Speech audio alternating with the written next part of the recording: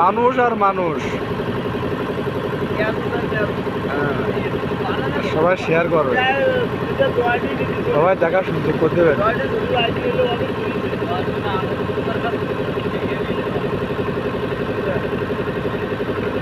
এত লোক কোনো সময় দেখি নাই ঘাটে পারাপার হচ্ছে। সাজানিটা দেখেন খালি,